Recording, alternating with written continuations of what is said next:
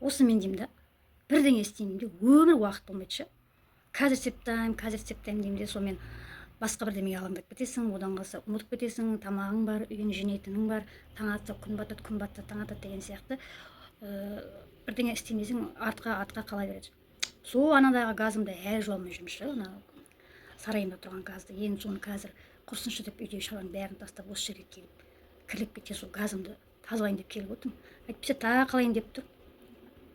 Оны қу тірлік бітпейді ғой, қу тірлік. Бірін бітірсең екіншісі шығады.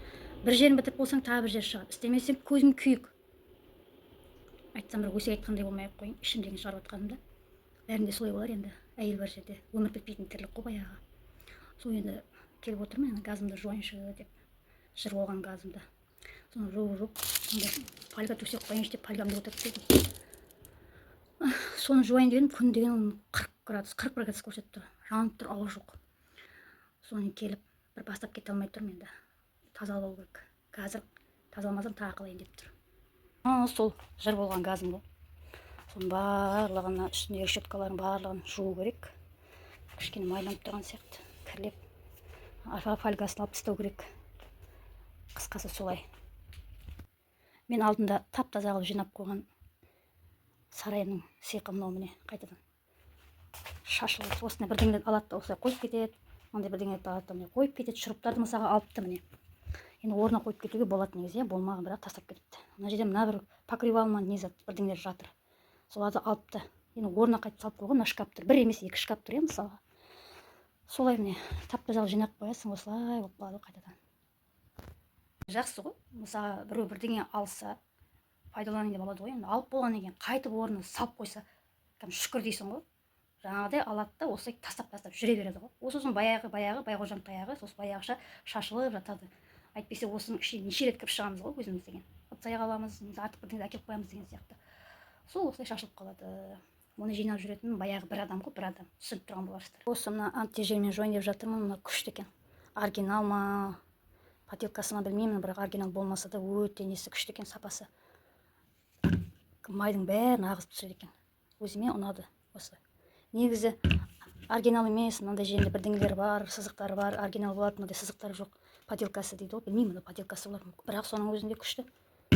Аппақ қылып осы ыдыс-аяқтарымды, осы мен майланып кеткен ыдыс-аяқтарымды осымен жуып жүрмін. Күшті екен. Газымның асты деген кірлеп кеткен екен. Мынаны әзет шашып қойын деп жатырмын, бір азғантай 5 минуттай тұрса. Негізі мынандай газға көп шашып қоюдың қажеті жоқ екен. Бүлдіртеді екен айғаз қылып. Оны шашқан бойда бір азғантай қойып, қатты ысқылап сүртіп алу керек екен. Майлар деген быт-шыт болып жатыр.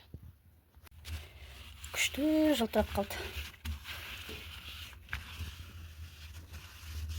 Үстіне енді фольга төсеп қою керек. Бұл жерде көп тамақ ештеңе пісірмеймін, тек арасында бауырсақ, пирожки, балық болса осында келіп пісіріп кетем. Жаз басталғалы үстін тазаламап едім, мына кірін қара.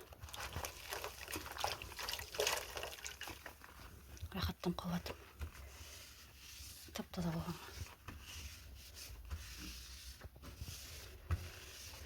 Бір жақсы әйтеуір жаздың кезінде сонда қуыратын дүниелер болса, осында келіп есігін ашып қойып қуырып аласың. Қыста енді келе алмайсың, қыста қақап тұрады.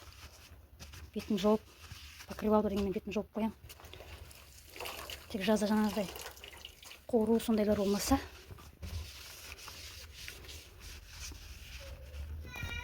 Міне, осылай 3-4 қайтара таза тряпкамен, сулы тряпкамен сүртіп алмаса, осындай ала болып, жуылмаған сияқты осылай болып қалады, ізі қалады. Мынаның материалы сондай материал екен. Міне, тап-таза болып қалды. Жаңа фольга төседім. Барлығын сүртіп, тазалап, мына решеткаларын барлығын жуып алдым. Кірлеп кеткен екен. Міне, осымен менің жыр болған газым бітті. Мына барлығын тазаладым жерлердің. Осылай әйнегін жауып қоям. Беті шаң болмай таза болып тұрады.